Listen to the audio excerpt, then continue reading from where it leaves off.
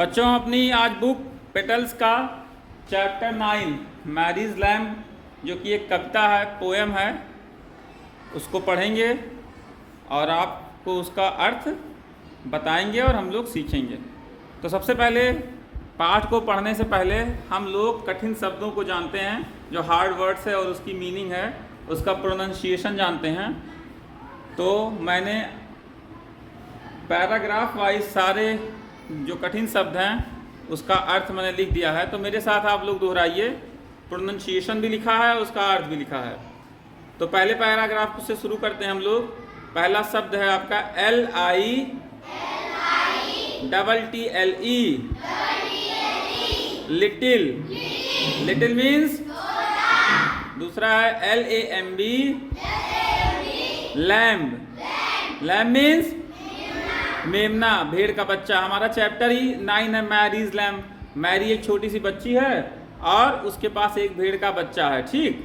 तो वही उससे बहुत प्यार करता है और उसके साथ हर जगह आता जाता है, उसी के बारे में यह कविता है। तो तीसरा शब्द देखेंगे FLEECE, फ्लीस। फ्लीस मीन्स भेड़ का बाल, जो मेमने का बाल होता है जो कि सफ़ेद कलर का है अपनी कविता में, वो उसका क्या होता है इंग्लिश में शब्द फ्लीस। फ्लीस मीन्स भेड़ का बाल। फिर हमारा अगला शब्द है white, WHITE, white. White means सफेद या फिर उजला। फिर पांचवा शब्द है हमारा SNOW, स्नो। स्नो मीन्स बर्फ। बर्फ आप लोग सबने देखा होगा ना? बर्फ कैसा होता है? सफेद सा होता है ना? हाँ। उसके बाद अगला शब्द है हमारा everywhere, EVERWHERE,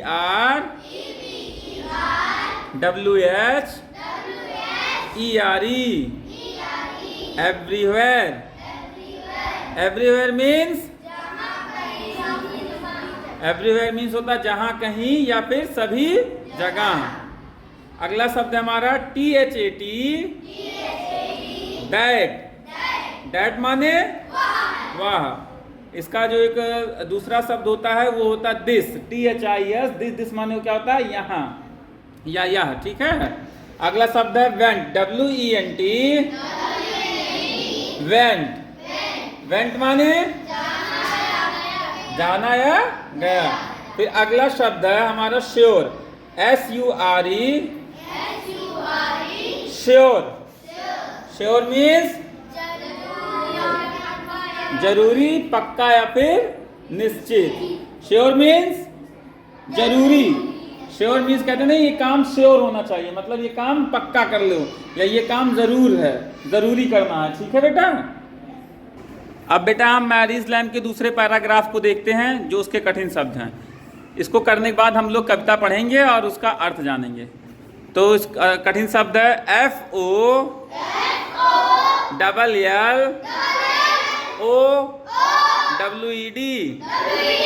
FOLLOWED, followed means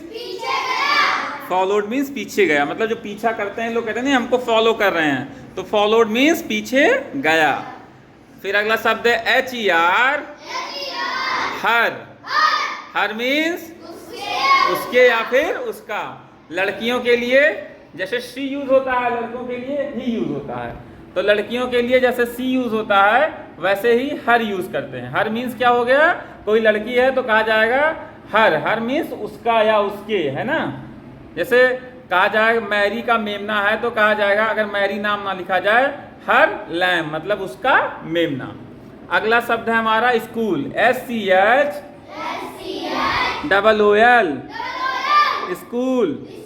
school means शाबाश। अगला शब्द है हमारा AGAINST,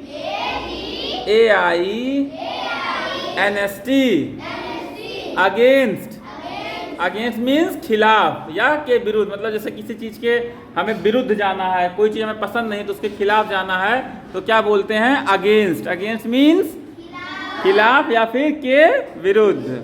फिर अगला शब्द है हमारा RULE,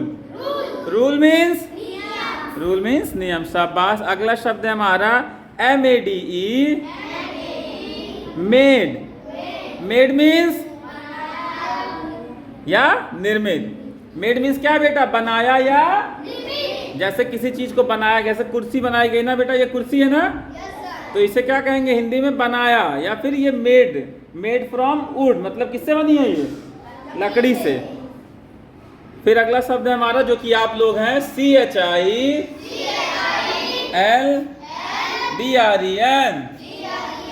चिल्ड्रन। चिल्ड्रन मीन्स जो कि आप लोग हैं ना, चिल्ड्रन है ना, बच्चे। अगला शब्द है LAUGH, लाफ। लाफ मीन्स जैसे आप लोग हंसते हैं, लाफ। एक बार लाफ करके दिखाइए, लाफ करके दिखाइए एक बार, शाबाश। अगला शब्द है हमारा PLAY, प्ले। प्ले मीन्स खेल, है ना, प्लेइंग माने खेलना होगा, है ना। फिर अगला शब्द है SEEC, सी मीन्स बेटा। इस कविता के अब हम तीसरे पैराग्राफ को देखते हैं, उसके कठिन शब्दों को। तो अगला शब्द है TEACHER, टीचर। Teacher means. अगला है TURNED, turned. HIM, him, turned him. Turn him means उसे घुमा दिया। फिर अगला शब्द है OUT, आउट। Out means. फिर अगला है BUT, बट। But means. फिर अगला है बेटा STILL, स्टिल। Still means. फिर अगला शब्द है LINGERED,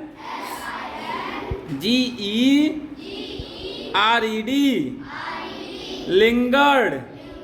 लिंगर्ड मीन्स देर तक।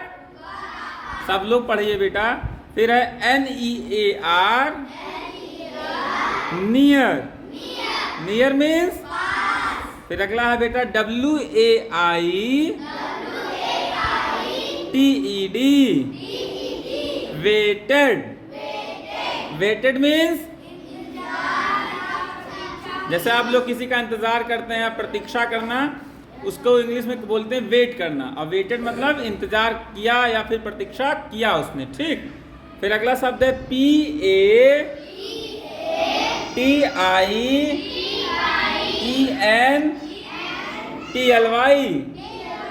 पेशेंटली। पेशेंटली मीन्स धैर्य पूर्वक, मतलब धीरज जिसको कहते हैं ना, धीरज रख के, कि जल्दबाजी नहीं कोई। तो जो मेमना था वो पेशेंटली इंतजार कर रहा था, धैर्य पूर्वक इंतजार कर रहा था मैरी का। भी आगे हम लोग कविता पढ़ेंगे। फिर अगला है ABOUT, अबाउट। अबाउट मीन्स जैसे किसी चीज के बारे में हमें कहना है तो हम कहते हैं अबाउट दिस या अबाउट दैट, मतलब उसके बारे में या इसके बारे में। फिर अगला TILL, टिल। टिल मीन्स तक। जैसे हमें याद है 20 तक पढ़ा, हम कहेंगे हमें टिल 20, मतलब टेबल कहाँ तक याद है, टिल 20 मतलब 20 तक। फिर अगला है APPEAR, अपीयर। Appear means. इस तरह बेटा हमने इस पोएम के तीसरे पैराग्राफ के भी कठिन शब्दों को कंप्लीट किया। अब लास्ट पैराग्राफ है चौथा, उसको भी देखते हैं, उसके बाद हम लोग कविता पढ़ते हैं, पोएम पढ़ते हैं। तो अगला शब्द है THEN, देन। Then means. फिर अगला RAN, रैन। रैन मीन्स दौड़ा। एक बेटा होता है RUN, रन। रन मीन्स क्या होता है, दौड़। दौड़ होता है। और रैन मीन्स दौड़ा। और एक होता है रेन, RAIN, रेन मीन्स बारिश। Rain means. तो कंफ्यूज मत होइएगा आप लोग। फिर अगला शब्द है LAID, लेड। लेड मीन्स सतह पर रखा या फिर रख देना, किसी चीज को कहीं पर रखना। तो लेड मीन्स आपकी किताब में क्या लिखा है, सतह पर रखा। फिर अगला शब्द है HEAD, हेड। Head means. फिर अगला ARM, आर्म। Arm means. फिर बेटा अगला SAID, सेड। सेड मीन्स कहा। जैसे हम लोग एक दूसरे को कुछ कहते हैं तो उसे सेड कहते हैं ना, किसी ने कुछ कहा था। और उस तरह से SAY से मीन्स क्या होता है, कहना। फिर अगला शब्द AFRAID, afraid. Afraid means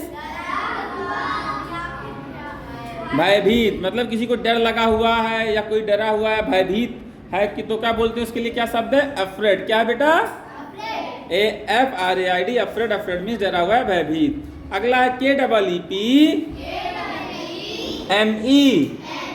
keep me. Keep me means या संजोना, मतलब वो मेमना कहता keep me from all harms, तुम मुझे हर चीज से सुरक्षित रखती हो। किसको कहता है, मैरी से कहता है। तो कीप मी मतलब मुझे रखना है, फिर संजोना किसी चीज को। कीप मतलब होता है रखना या संजोना। फिर अगला है from, FROM, from. From means ALL, all. All means. फिर अगला है HARM, हार्म। हार्म मीन्स चोट। जैसे आपको चोट लगती है तो कहेंगे आप लोग कि मुझे हार्म हुआ इस चीज से, मतलब चोट लगी है। बेटा इसमें आप देखेंगे ये हमने क्या लिखा था, ये वर्ड है। क्या है ये वर्ड? वर्ड मीन्स शब्द। ये प्रोनंसिएशन है। प्रोनंसिएशन मीन्स क्या होता है, उच्चारण, कैसे हम इसको पढ़ते हैं। और ये इसकी मीनिंग है। Meaning means earth. तो हमने आपके चैप्टर 9 मैरीज लैंड के जितने भी कठिन शब्द थे उसको मैंने पढ़ा दिया है। अब चैप्टर को हम लोग पढ़ेंगे। एक कविता है, हमने आपको वर्ड पढ़ाया, उसका प्रोनंसिएशन उच्चारण पढ़ाया, उसकी मीनिंग पढ़ाई। ठीक बेटा, आपने अपनी किताबें खोलिए और अब हम लोग चैप्टर पढ़ेंगे मैरीज लैंड, जो कि ये क्या है, पोएम। पोएम मीन्स, तेज से बोलो बेटा, पोएम मीन्स शाबाश। अब पहला पैराग्राफ पढ़ेंगे फिर उसका अर्थ जानेंगे। हमारे साथ पढ़िएगा। Mary had a little lamb. Mary के पास एक मेमना था। Its fleece was white as snow. उसके बाल बर्फ की तरह सफेद थे।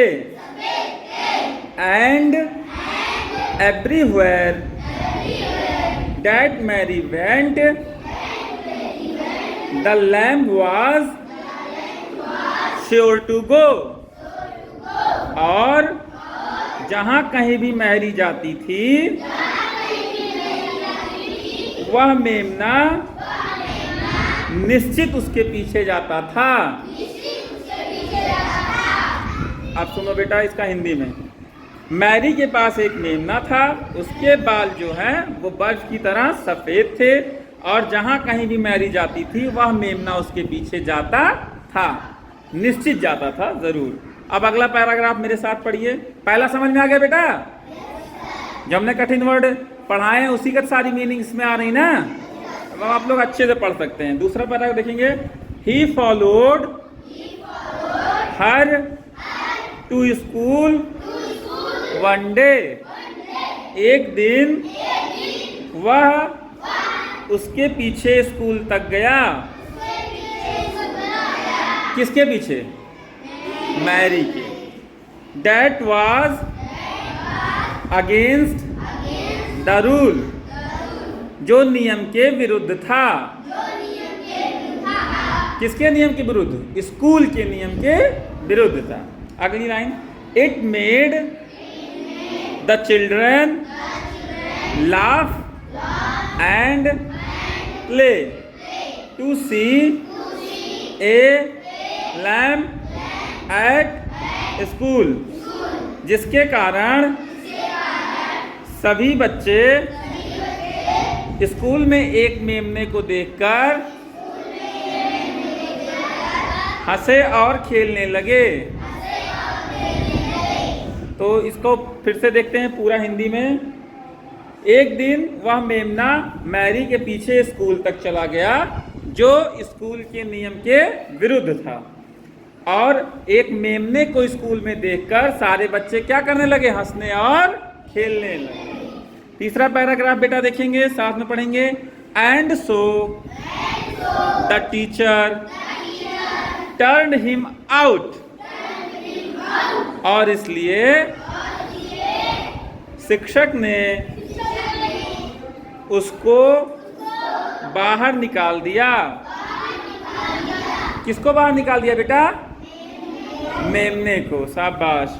अगली line, but still he lingered near, लेकिन फिर भी वह पास ही देर तक रुका रहा। And waited patiently about till Mary did appear, और धैर्यपूर्वक इंतजार करने लगा जब तक मैरी दिखाई नहीं पड़ी। इसका हिंदी में पूरा देखेंगे। और इसलिए टीचर ने उस मेमने को स्कूल से बाहर कर दिया, लेकिन फिर भी वह बाहर वहीं पास ही देर तक रुका रहा और धैर्यपूर्वक इंतजार करने लगा जब तक कि मैरी दिखाई नहीं पड़ी। आखिरी पैराग्राफ है बेटा, हम लोग पढ़ेंगे। And then he ran to her and laid his head upon her arm, और तब वह उसके पास दौड़कर पहुंचा और अपना सर उसकी बाहों में रख दिया। आर्म मतलब हाथ होता है, तो दोनों हाथों के बीच में रख दिया बेटा, मतलब उसकी बाहों में, उसके गोद में अपना सर किसने रख दिया? मेमने ने। ठीक। अगली लाइन है, एज इफ ही सेड, जैसे वह कह रहा हो,